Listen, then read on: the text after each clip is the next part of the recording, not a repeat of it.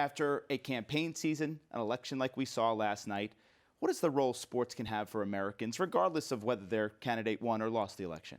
I mean, the escapism of sports. It's interesting, there's been a lot of talk about the NFL ratings this year, for example, and one reason they've declined, according to many people, is that people are so interested in politics. And at the same time, sports has become more of a forum for athletes to express their political views. We've seen that especially with Colin Kaepernick and kneeling. So more athletes today in social media are comfortable engaging. So you're seeing a little bit of both. You're seeing, what bothers some people is they want to go to sports for an escape, but they can't get the politics out of it, and that kind of confuses and angers a lot of people too.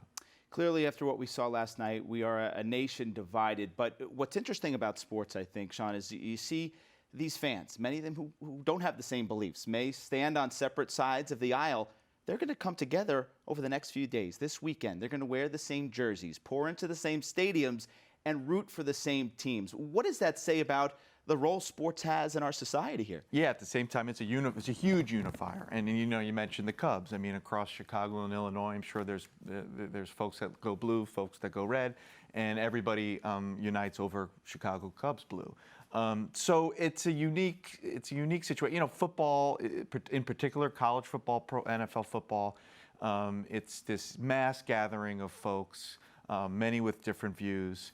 And yeah, I think now you'll start to see people, now that the election is over, even today we saw President Obama and Hillary Clinton say we have to move on.